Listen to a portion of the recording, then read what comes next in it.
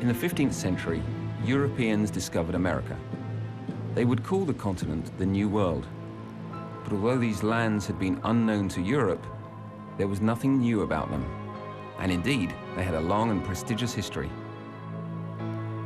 Without any contact with the outside world, the indigenous peoples who had inhabited these lands had learnt to live in a sedentary manner, to build villages and then towns. They organized themselves in increasingly complex societies. They invented forms of government, developed concepts of the universe and of life, and created religions.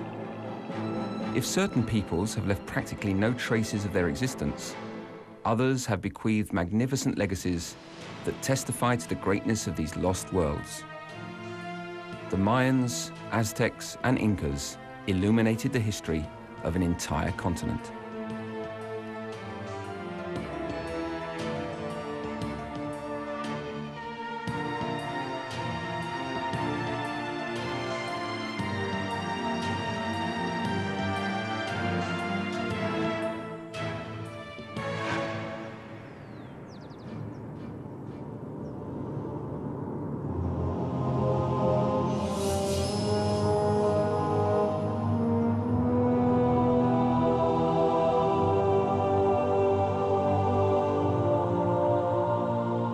Following the discovery, the 16th century saw the myth of gold-filled cities arouse the cupidity of numerous Spanish conquistadors who saw America as their El Dorado, a chance to make their fortune.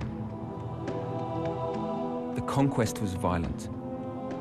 In just a few years, the Inca and Aztec empires collapsed, bringing about the end of a world. The extraordinary rise of these civilizations was brutally interrupted. In the 19th and early 20th century, the rediscovery of these worlds encouraged new exploratory feats and adventures. Risking their lives, explorers ventured into unknown lands and brought back extraordinary tales. In the middle of the jungle, behind uncrossable mountains, lay immense abandoned cities. Incredible civilizations preceded the white man's arrival on the American continent. The natives had not been the savages that people first thought. Majestic remains testified to a highly advanced level of development and a totally unsuspected degree of sophistication.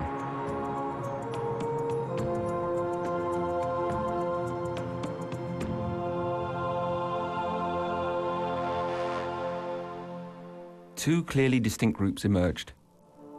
Since 3500 BC, the Andes had seen various major civilizations flourish: the Nazcas, Tiahuanaco, and finally the Incas, who founded an immense empire in the 15th century.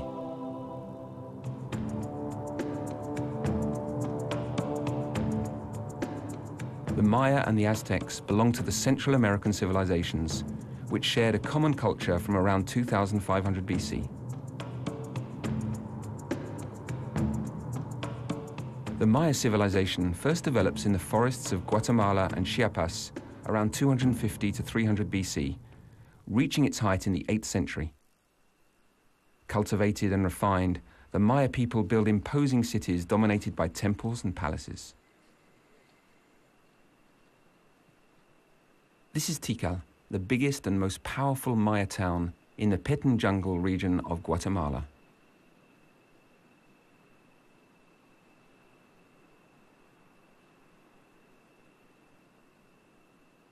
Tikal boasts the highest temples built during the Maya era, the tallest stretching up 70 meters. The graying ruins we can admire today scarcely reflect the full splendor of the ancient city. A reconstitution of Tikal's main square enables us to discover a town where the color red prevails.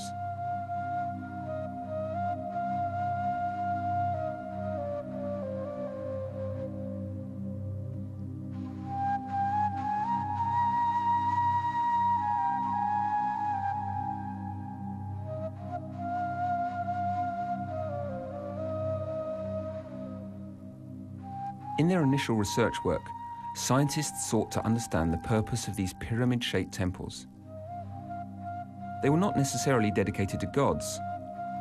Many were built for the glory and worship of kings.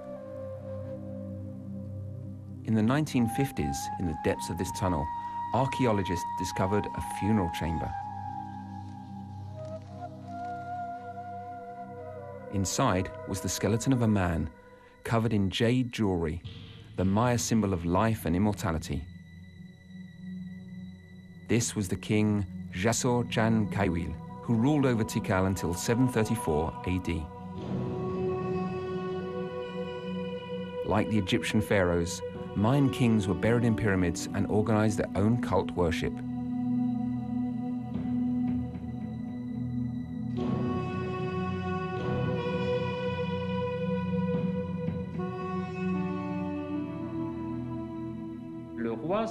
The king is a figure at the head of the city in temporal terms, and so he acts politically and militarily, but at the same time, and during the classical period this was incontestable, he was the spiritual leader of the community and its territory. Urban life was regarded as a reflection of the cosmic world, where balance and harmony were guaranteed by a king with divine status. Monumental architecture aimed to impress and inspire fear. The king was sacred, and his history inscribed in mythology. The day of his accession to the throne, he was the morning sun, emerging from the earth and rising up into the air. At his death, in the form of a jaguar, he became the setting sun, sinking back into the earth. These legends are linked to time cycles. The Maya were great observers of the sky and celestial movements.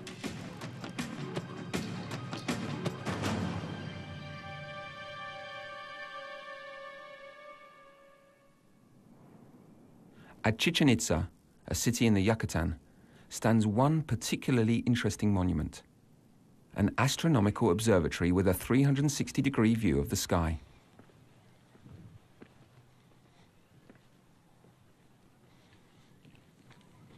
Archaeologist Ed Barnhart, a Maya specialist at the University of Austin, Texas, has studied this remarkable monument, which reveals the Maya priests' extraordinary understanding of time cycles.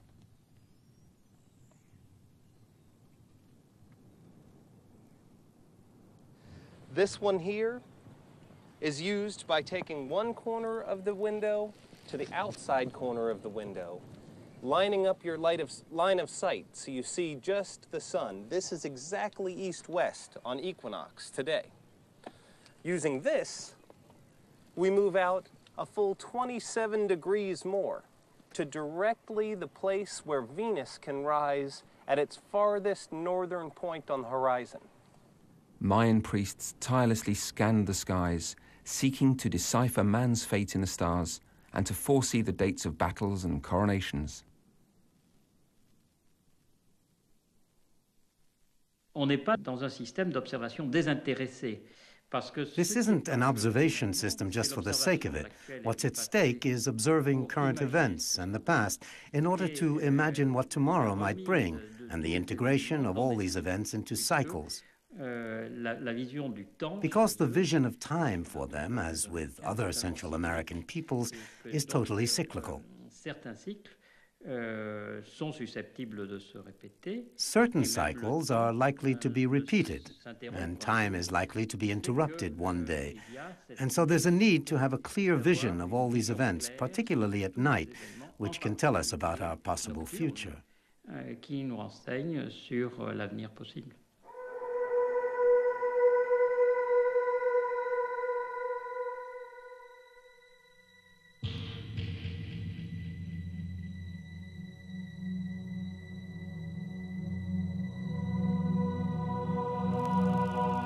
The universe is subject to a cyclical reversal of events, conditioned by both good and evil forces on favorable or unfavorable dates.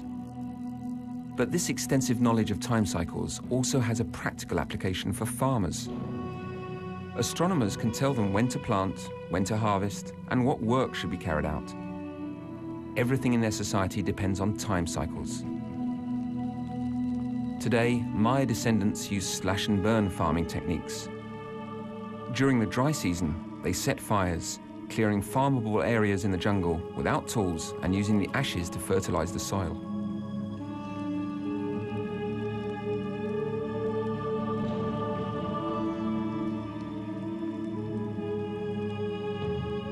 For many thousands of years, maize has been the basic foodstuff for these Central American regions. It was first cultivated here some 5,000 years ago.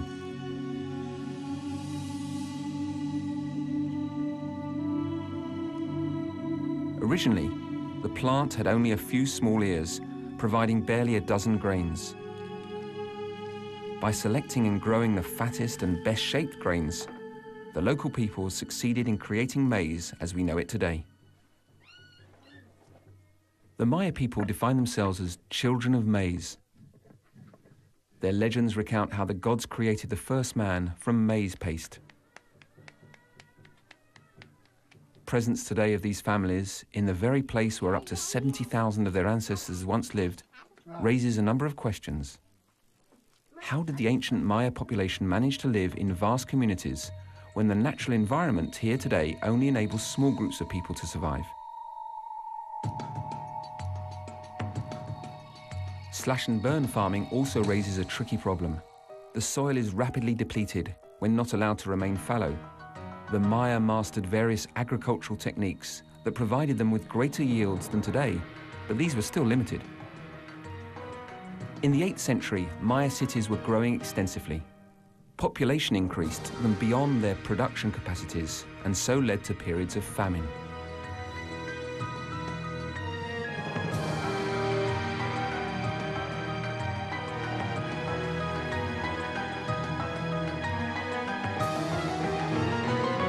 At the same time, Maya cities had to face another problem, this time linked to their organization. Their world may have been unified on a cultural level, but not politically. Some 70 cities, each with its own king, were in a situation of constant rivalry. Tikal and Calakmul waged a fierce battle for supremacy. Le système était un système, certes, The system was certainly very active, brilliant, and very efficient, but it was also, in certain cases, potentially very fragile. A fragility linked to insecurity and to the conflictual and competitive conditions. Undoubtedly, in certain places, sites disappeared because they killed each other off. Other sites were invaded by hostile outsiders, and even then the populations didn't have time to fall back or take their most valuable possessions with them.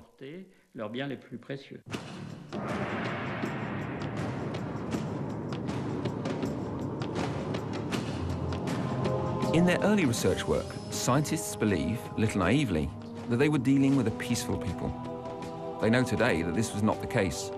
On the contrary, the Maya peoples were frequently at war. First discovered in 1946, the site of Bonampak in the state of Chiapas possesses the richest of all Maya frescoes. They depict King Chan Muan, who ruled over Bonampak at the end of the 8th century. These paintings illustrate the endemic hostility that splintered Maya territory into a multitude of rival kingdoms, each seeking to extend its zone of influence, strengthen its political power, and increase its wealth. In a context of dwindling resources, these fratricidal struggles only hastened their collective demise. After the 9th century, no more stelae would be carved and inscribed, and no more monuments built. Numerous sites bear traces of conflict and destruction. In just a few years, this world collapsed and vanished.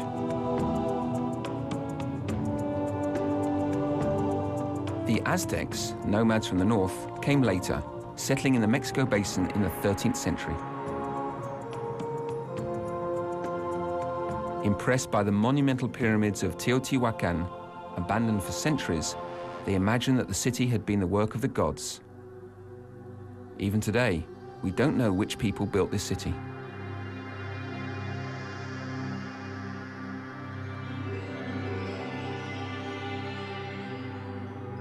Despised and regarded as savages, the Aztecs admired the Toltecs, who dominated the area until the 12th century and whose northern ancestry they shared. The Aztecs were seeking an identity, caught between the desire to settle and found a brilliant civilization, reflecting the one before them, and their nomadic customs and warrior values.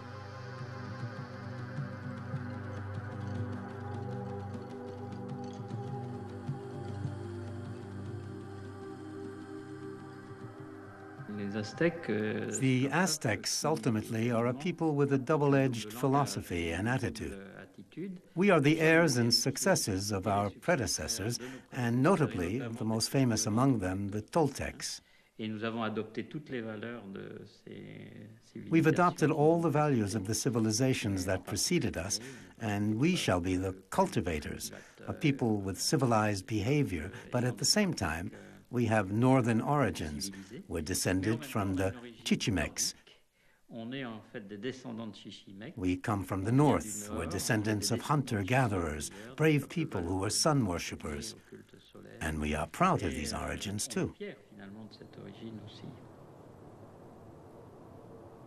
Mexico City was built on the ruins of Tenochtitlan, the Aztec capital, after it was destroyed by the Spanish. It's not easy today in an urban jungle of 20 million people to find traces of the Aztecs' presence here. The surprise came in 1978. At the time, the city council was planning to build a subway system. When digging began, workmen came across some strange objects.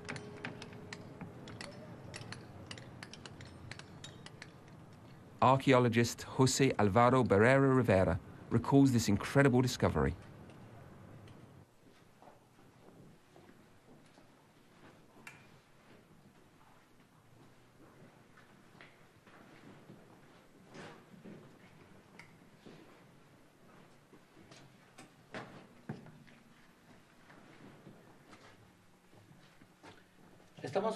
We are at present exactly beneath the sanctuary of the Sun Temple. This is the northern wall of the temple. The temple was dedicated to the sun god Tonatiuh.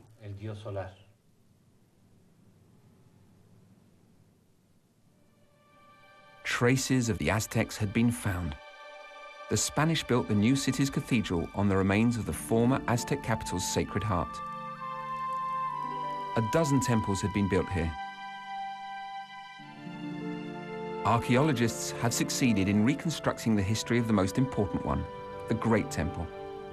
Like the Maya pyramids, it was built in several successive stages. The remains have enabled its past and the history of the city to be revealed.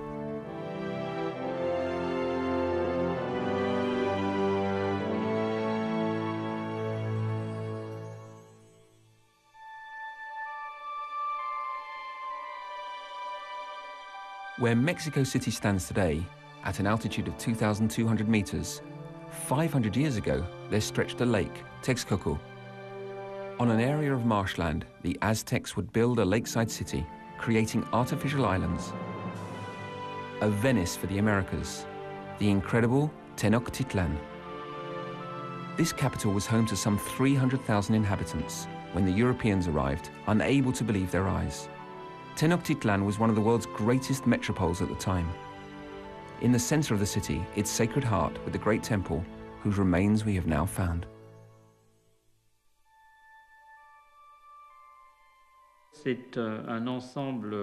We would estimate the whole area as being around 13 square kilometers, and this was developed on limited areas of land above the water and required extensive excavation and drainage work, which then provided inhabitable regions.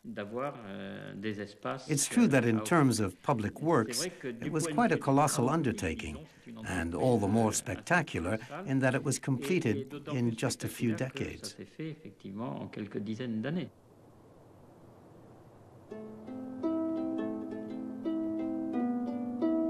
The Aztecs who settled in this marshy region had very little arable land, but they succeeded in taking maximum advantage of the environment to feed the hundreds of thousands who lived in the capital. In the suburbs of Mexico City, one can find some quite unusual agricultural areas known as chinampas. These plots are so extraordinary that they are today part of UNESCO's World Heritage List. Their preservation enables us to travel back in time and to discover the Aztec secret. A chinampa is an arable area composed of canals and artificial islands. Mexican peasants today conserve their precious Aztec inheritance and continue to farm in the ancestral manner, creating these earthen rafts. Iban haciendo esto. Esto lo iban haciendo, mire. We do it like this. When the mud dries, it becomes very hard. And we apply a lot of mud so that the twigs disappear. And then one layer, and then another. And when everything has dried, you have a chinampa. Y así fueron amarrándolas y fueron haciendo los terrenos.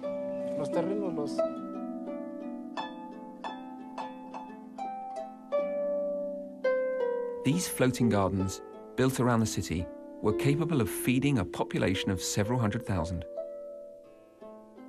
The technique provided very high yields. The richness of the soil and the abundant presence of water and sun guaranteed 4 harvests a year by varying crops and water and mud quantities. Overall, farming on the Chinampas doubled the yield of any given plot.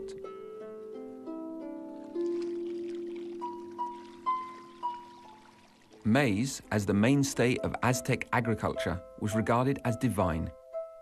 Centeotl was its god, and Xilonen its goddess. Young women were offered to them as sacrifices.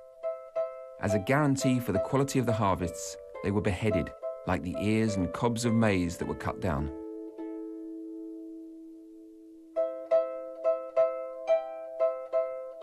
Human sacrifices had been performed throughout Central America for a long time, but with the Aztecs they became an obsession.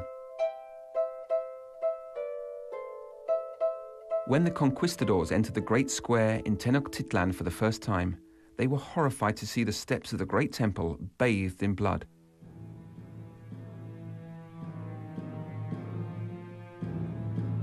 As the city was conquered, the temple was destroyed. But archaeological excavations have revealed an even older construction, a miniature replica of the Great Temple.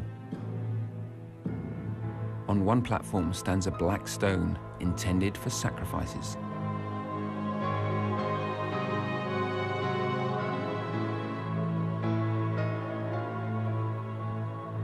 The most common type of sacrifice involved extracting the heart. The victim was laid over a sacrificial stone and held by 4 men. The priest would then cut open the chest with a knife and pull out the still beating heart, offering it up to a bloodthirsty sun. The victim's body was then thrown down the pyramid steps and returned to the ground. The heart was placed on this statue, the Chacmol.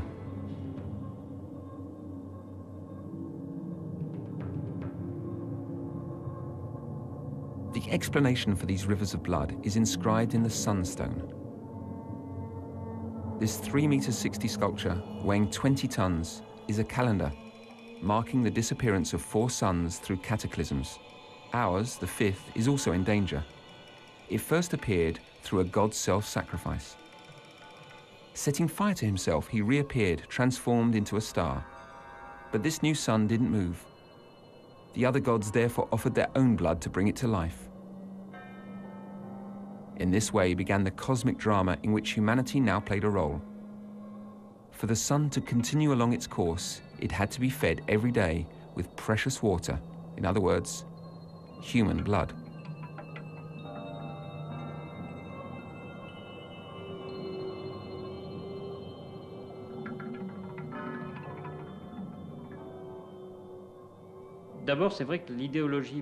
First of all, it's true that the Aztecs' ideology concerning human sacrifices is very powerful. It's a cornerstone in the construction of their identity and in the role they gave themselves in the world. Ultimately, the Aztecs claim that they are keeping the world alive by doing what has to be done, that is to say, by offering blood to the divinities who could, one day or another, stop functioning and stop guaranteeing man's survival. That's part of the dominant ideology. And then I also believe that it's the success of a political system and the expansion of an empire that leads to this type of excessive sacrifice that we've seen at certain times. It was about the necessity to surpass what had gone before to ensure that the system continued to grow. In 1487, the Emperor Huitzilopochtli celebrated the renovation of the Great Temple. The ceremony was awe-inspiring. On the sacrificial altar, priests cut open the rib cages of an endless procession of captives. The inauguration took the lives of 10,000 people, maybe more. The empire was at the height of its power. Since 1440, the Aztecs had launched extensive expansion campaigns, conquering by force the tribes which lived on the Mexican plateau. In 1520, they ruled over an empire covering 200,000 square kilometers. On the eve of the Spanish invasion, it included 38 different provinces, each one obliged to pay a costly tribute. The Aztecs imposed their domination through terror.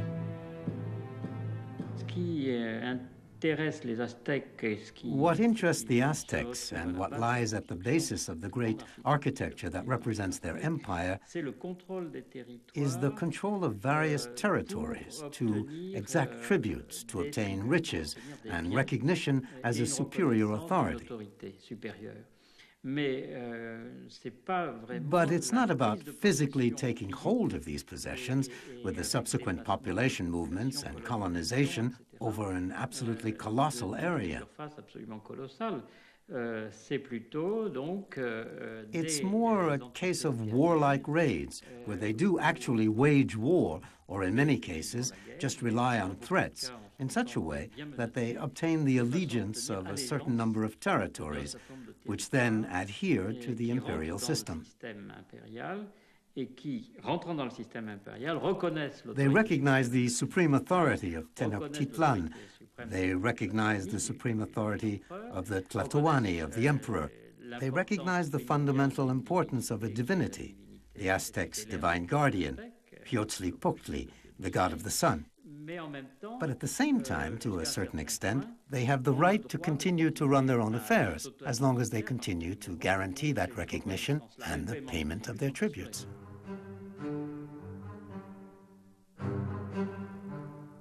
The Aztecs pursued their campaigns relentlessly.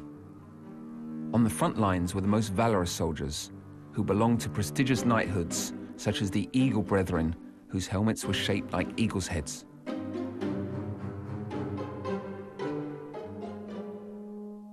Tributes were transported to the capital by endless lines of porters, who were duly noted and registered. Traces of such accounts have been found in several manuscripts. Tons of food, cotton, textiles, ornamental feathers, and an impressive quantity of precious objects made up the ransom that the empire's subjects paid each year. People had no rights other than to work for their new masters, see themselves reduced to slavery, or become sacrificial victims. The swift expansion of the empire over 2 centuries could scarcely conceal the underlying internal tensions.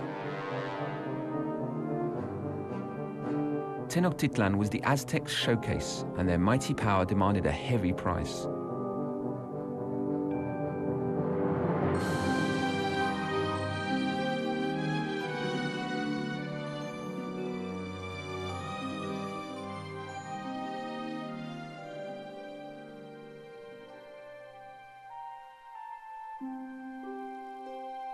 During the same period, the Incas were at the head of an empire 5 times bigger.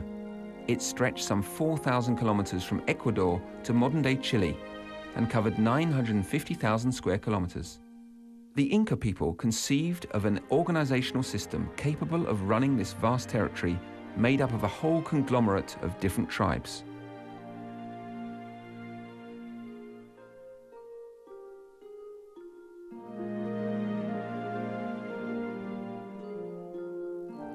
In 1615, in an exceptional work, Felipe Yuaman Poma de Ayala drew up an historical and ethnographical profile of the pre-Columbian and pre-colonial Andes region.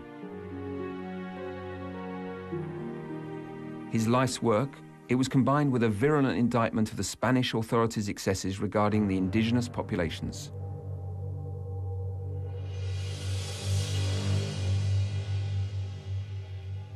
These chronicles form part of the rare testimony concerning the originality and organization of the Incas, a word that means both the king and his people.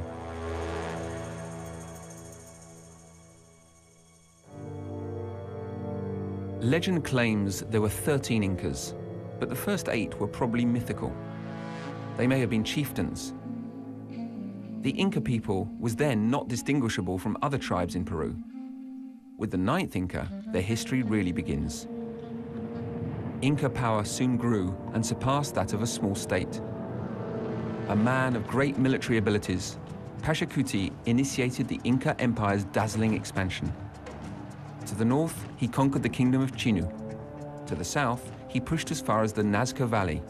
Opening up a new era of conquest, he brought together some 500 Andes tribes into a single state.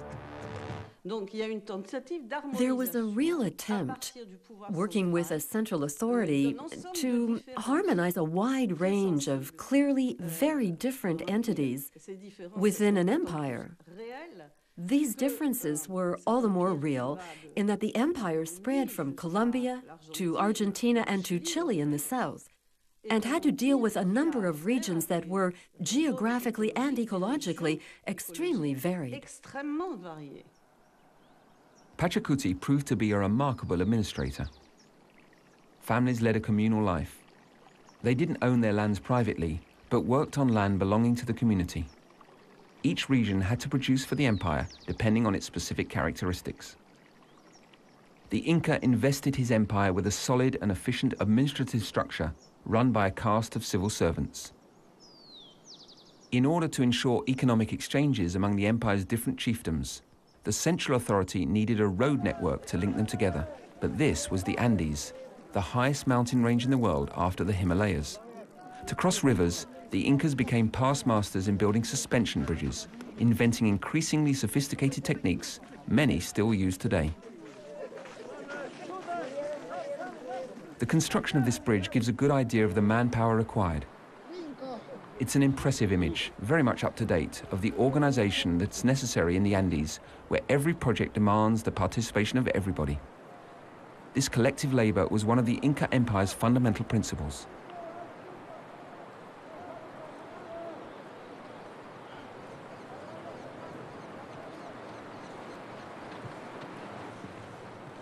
The vast road network was called the Chapacnan. It was the key element in the Inca Empire's political and economical policy. The empire's gigantic spinal column compared to the Romans' road network. It enabled the Inca to control his empire and the movement of his troops from his capital in Cuzco. After the Spanish conquest, most of these roads were no longer maintained. The Incas had no wheeled transport and no horses. Every journey was made on foot.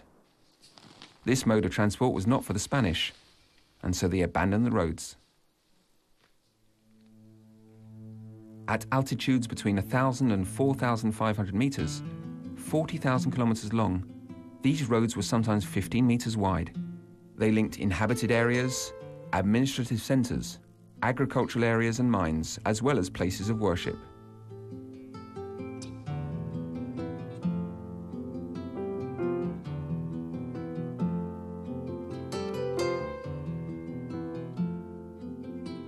The Incas' road network brought about the unification of this immense empire, decidedly one of the best organized.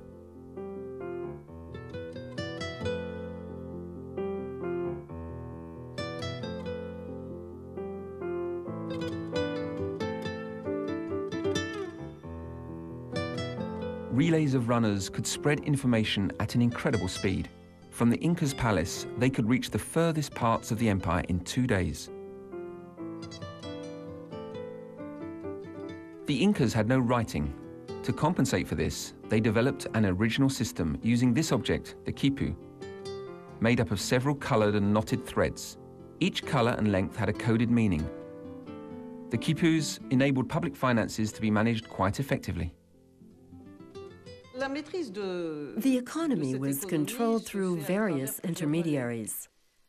The local chiefdoms, through their chiefs, were obliged to raise the tribute and organize the mita, or the forced labor of the hatun runa, or those who had to pay the tribute. And this represented the first cog in the wheel.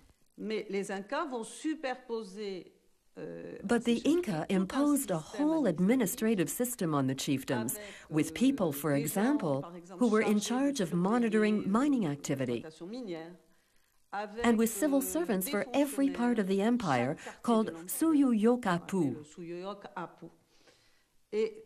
These people were more than just delegates from the centralized authority. They also acted as wheels in the flow of information between local chiefs and the Inca himself. In certain villages in the Andes, traces of this remarkable system can still be found today.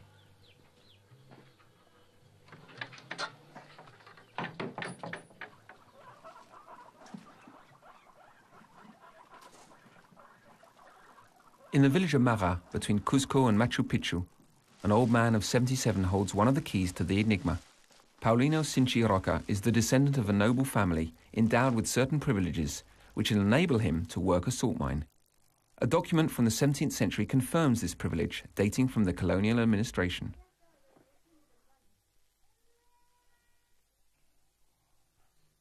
Sinchi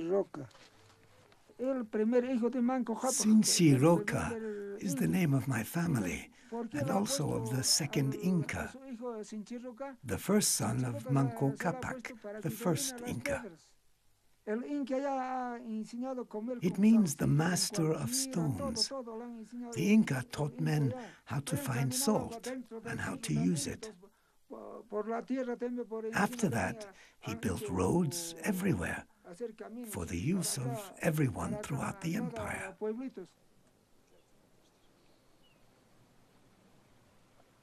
Mara is an exceptional site. Here, the Incas produced salt for part of the empire. They found an unusual geographical phenomenon, a spring of salt water. Through a succession of terraces, the water evaporated, leaving salt, which is particularly scarce in the mountains. Roads spread out from Maja in every direction, supplying various outlying regions. The site once enjoyed a rather special importance that has now been lost. The Mara salt mines also enhanced the emperor's image as all-powerful. It was with the sun.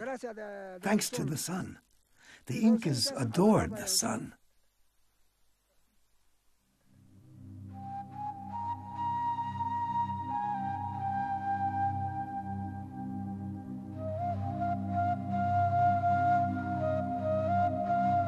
Apart from Cuzco and a number of regional administrative centers, the empire had few cities. Most people lived in small villages and worked in the fields. Agriculture was central to the Inca economy. Between the capital and Machu Picchu, along the old road, terraces spread out along the slopes over several hundred meters. Faced with particularly irregular mountain terrain, with few flat areas, the Inca peasants managed to increase the area of arable land by carving out terraces in the hills. Deploying monumental efforts, they built stone walls retaining the soil in layers, giving the mountains the appearance of a gigantic flight of steps. The Andes peasants still live to the rhythms of their agricultural labors. Certain plants, such as maize, require a warm and humid climate, but others, like potatoes, thrive at altitude. The peasants know how to exploit the climatic differences between the valleys and summits to cultivate species that would not normally be found in the same region. These terraces, now more or less abandoned, hardly present a true picture of the opulence of the past. It's estimated that modern-day Peru can barely equal what the Incan Empire produced so many centuries ago.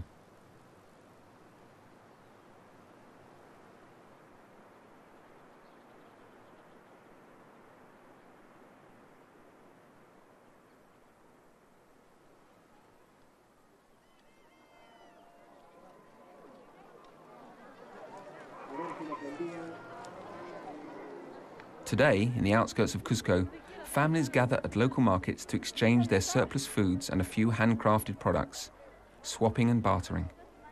In the days of the empire, the bulk of economic life was led outside the marketplaces in the context of a strictly controlled economy.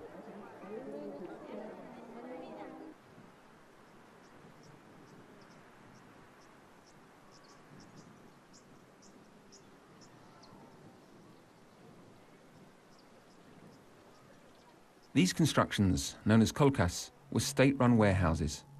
When the Spanish arrived, they were filled with food and everyday objects. Material, tools, everything a society could need to live and to face up to harder times. the system enabled the population to live in acceptable conditions. The pinnacle of the organization was embodied by the Inca, considered to be a direct descendant of Inti, the sun god.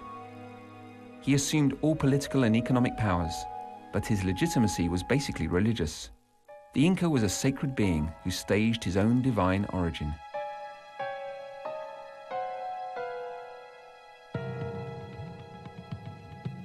The town of Machu Picchu, miraculously preserved, built by Pachacuti 70 kilometers from the capital, is the majestic symbol of the Inca's great power.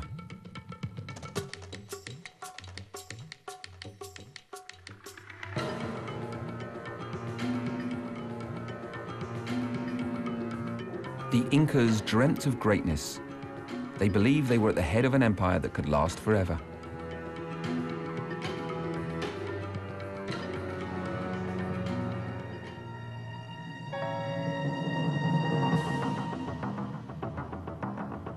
"80 years after Pachacuti's reign, the conquistadors discovered the Andes. The leader was Francisco Pizarro. A man of modest fortune, illiterate and aged 56, he set out to conquer the Inca Empire, his only assets being his intelligence, his courage, and his overwhelming desire to make his fortune. Learning of the presence of the Inca Atahualpa in Cajamarca, he set out to find him. I would say that the encounter was a failure. It was a disastrous meeting because there was a total lack of understanding. When the Spanish see Atahualpa in Cajamarca, they see him on a litter covered with feathers, and he himself is crowned with feathers. Valverde, the archbishop and keeper of the Spaniards' holy books, offers him the scriptures. As the Inca has never seen a book before, he takes it, he looks at it, and he throws it aside. This is obviously offensive to the Spanish, who, from their point of view, have also come to evangelize. This misunderstanding was sufficient excuse for the Spanish to massacre a good proportion of the Inca aristocracy who were present. Atahualpa was taken prisoner. Pizarro demanded a huge ransom in gold, which was paid immediately. But the deal was rigged. Pizarro arranged for the Inca to be tried and executed.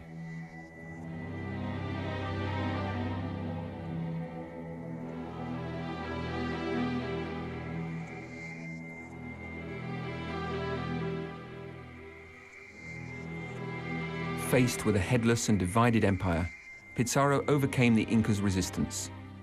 It was over. The Spanish were the new masters of the Andes. The years following the Spanish conquest were tragic for the Incas. Wiped out by modern weaponry and enslaved, they witnessed the collapse of their whole world. Massacred, pillaged, and tortured, the Indians were treated as inferior beings, dispossessed of their lands, and condemned to a life of misery and humiliation.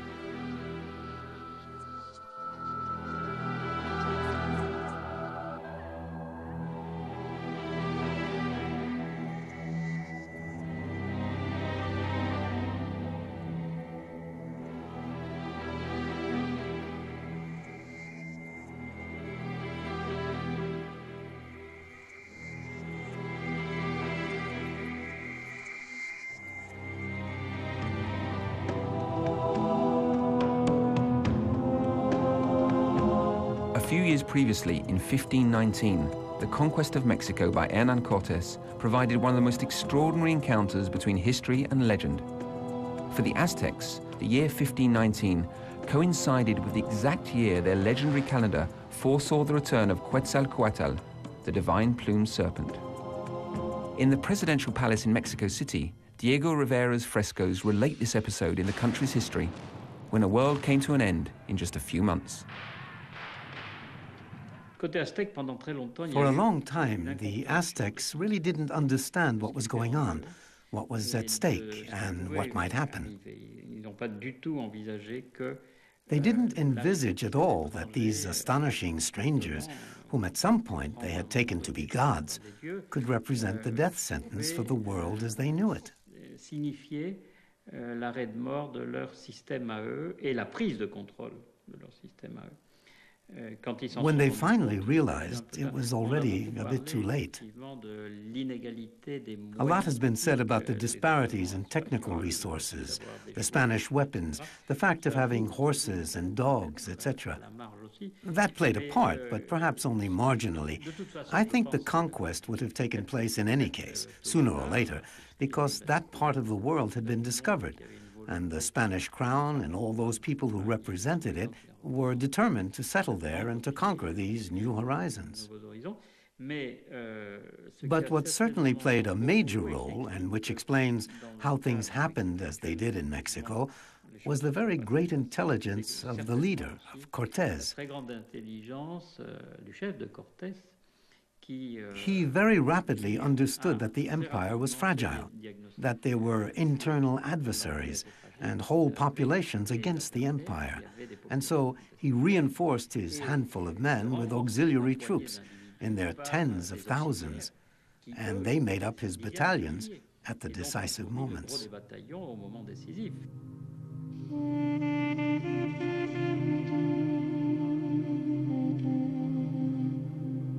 The conquest of the New World led to one of the greatest tragedies in history. Several tens of millions of Amerindians were slaughtered. The population of Mexico in 1519 stood at 25 million. At the beginning of the 17th century, it barely reached 1 million.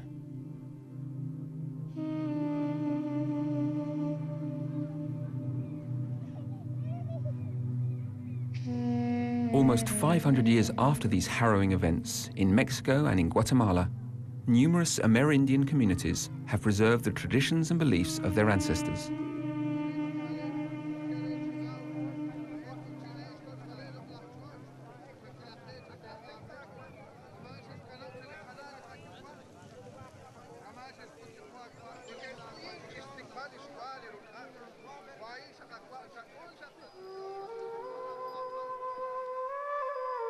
The Andes were finally freed from Spanish oppression in the early 19th century, giving birth to several independent states, including Bolivia and Peru, which inherited a substantial part of the old Inca Empire. Despite colonization and evangelization campaigns, ancient beliefs and traditions would not disappear. At first, they were maintained in secret. Finally, in the open.